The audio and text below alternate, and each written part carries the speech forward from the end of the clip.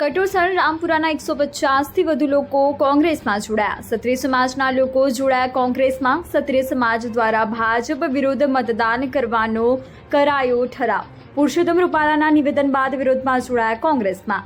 મહેસાણા લોકસભાના કોંગ્રેસના ઉમેદવાર રામજી ઠાકોરે ક્ષત્રિય યુવાનોને ખેસ પહેરાવી આવકાર્યા. ક્ષત્રિય સમાજના યુવાઓએ જોટાણા તાલુકામાં શરૂ કર્યો કોંગ્રેસનો પ્રચાર. કટોસણના 150થી વધુ લોકો કોંગ્રેસમાં જોડાયા. ક્ષત્રિય સમાજના લોકો જોડાયા કોંગ્રેસમાં. પુરુષોત્તમ રૂપાલાના નિવેદન બાદ વિરોધમાં જોડાયા કોંગ્રેસમાં. મહેસાણા લોકસભાના કોંગ્રેસના ઉમેદવાર રામજી ઠાકોરે ક્ષત્રિય યુવાનોને ખેસ પહેરાવી આવકાર્યા. ક્ષત્રિય સમાજના યુવાઓએ જોટાણા તાલુકામાં શરૂ કર્યો કોંગ્રેસનો પ્રચાર. Bureau report Sunilsinh Parmar, Mehsana. ભારત માતા કી જય. શું નામ તમારું?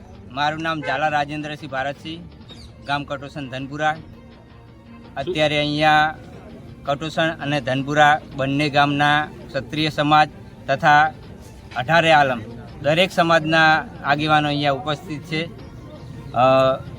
પુરુષોત્તમ રૂપાલા સાહેબશ્રીએ જે અમારી અસ્મિતાને, અમારે માન સન્માનને ઠેસ પહોંચાડી છે, તેના વિરોધમાં અમે તમામ ક્ષત્રિય સમાજ તો ખરો જ, એની સાથે સાથે અમારા ગામના 18 આલમના વ્યક્તિઓ કોંગ્રેસને, જે શાસક પક્ષ મજબૂત છે, તેને અમે ભાજપ વિરુદ્ધ મતદાન કરી એને જીતાડવા માટે અમે અમારો પૂરેપૂરો પ્રયાસ કરશું. અને અમે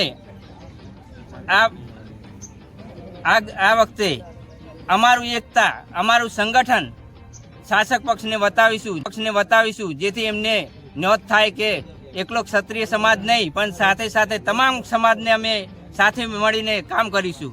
ભારત માતા કી જય. કોંગ્રેસની અત્યારે કટોસણમાં જે સભાઓ થઈ રહી છે અને તમે ભાજપની અત્યારે સભા જો થઈ ચૂકી છે કે થવાની છે કે શું છે? ભાજપની સભા થઈ પણ નથી, થવાની પણ નથી અને થશે પણ નહીં. સંપૂર્ણ બહિષ્કાર છે ભાજપ સરકારનો. અહીંયા કટોસણ ગામ સંપૂર્ણ બહિષ્કાર કરે છે ભાજપ સરકારનો. શું નામ તમારું? ઝાલા ઇન્દ્ર વિજયસિંહ ઈશ્વરસિંહ.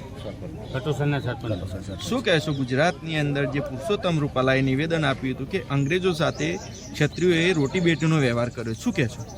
એને જે વાણિજ વિલાસ કર્યો છે એનું પરિણામ તો એ ભાજપ સરકારે ભોગવવું જ પડશે. અમારા કટોસણ અને આજુબાજુ જે ક્ષત્રિય સમાજના ગામડા આવેલા છે, તો ભાજપની એક પણ રેલી પણ એક પણ બૂથ એજન્ટને અમે રહેવા નહીં દઈએ.